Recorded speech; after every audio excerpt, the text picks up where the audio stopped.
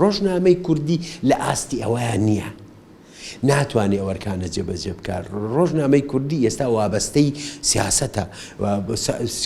کیانێکی سربەخۆی نییە ڕاستە هەندێک جاری دیعای سربەخۆیەکە بەس سربەخۆ نییە بۆتە وەسیلەیەکی با بڵێ ئامرازێکی کاریگەرێتی بەدەست سیاسەت و دەسەڵات و حیزبەکانەوە لەبەرەوە دوورکەوتۆتەوە لە مەسەلە نیشتیمانیەکان و ئەمانە با بڵێن لای سەردەمی دەرەبگایەتی و خۆشی کۆمەڵێکی خەڵکی کێشەکانی بەسیط بوو لەبەرەوە ڕۆژنامە زیاتر ئەو شتەی کە ئەتیماماتی خەڵکی ڕاشیا زیاتر مەسەل ئەدەبیەکان بوو مەسەری ئەدەب و شعر و چیرۆک و ئەم شتانە بوو هەنێ ئەچوون بەلای هەندێ مەسەری سیاسی و ئەم شتانەشە هەندێ ڕووداوی ڕۆژۆمانە بەڵام کۆی ڕۆژنامانە سیرکی زیاتر شعر و ئەدەبیاتی تیا بڵاو کراوەتەوە قەزەکان هەواڵ و ئەمانە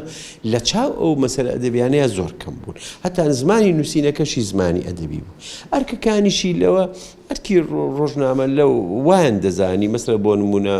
پیرەمێردی نەمر پیاوێکی گەورە بۆ لەو سەردەمەیە ئەو هاتووە هەوڵی داوە خەڵق خۆشیار بکاتەوە خوێنەواری فێر بکرد لە ڕێی شەرەکانەوە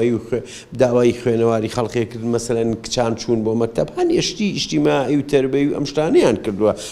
وەکو ئێستا ئەرکی ڕاوەکاندن ئێستا دنیا بە خۆی ئاڵۆز بۆ کێشەکان وانە ماوە ینی ئەرکەکانی ڕاگەاندن زۆر لە فراوان بووە بەو شێوەیە نەماوە یەکەم تەکنۆلۆژیا گەشەی تەکنۆلۆژیا وای لێ کرد ڕۆژنامە بچێتەوە دووەم نەوعەتی ڕۆژنامەکان و خەسڵەتەکانی زۆر دابەزیوە زۆر ئاستێکی نزمی هەیە بەڕاستی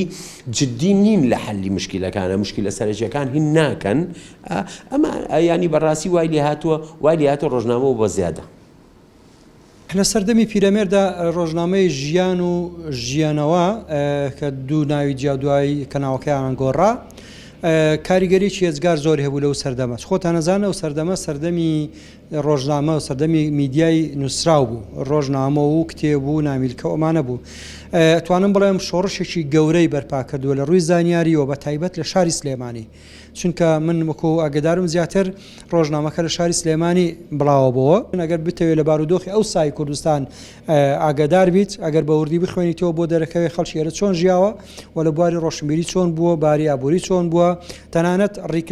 ڕیکلامیشی کردووە لە ڕۆژنامەکەیە پرسەی داناوە پرسەی شار کە چێ مردووە چۆن مردووە بە تەکیت بوون بە قوتابخانەیەک هەم ڕۆژنەکاری زۆر لەسەر کراوە توێژینەوەی جیاجایی لەسەر کراوە بووتە بەشێک لە مێژووی شارستانەتی ئێمە و بووتە بەشێک لە مێژوویەکی پڕشنگداری زۆر گرنگی میلەتی کورد لە بەتایبەتی لە باشووری کوردستان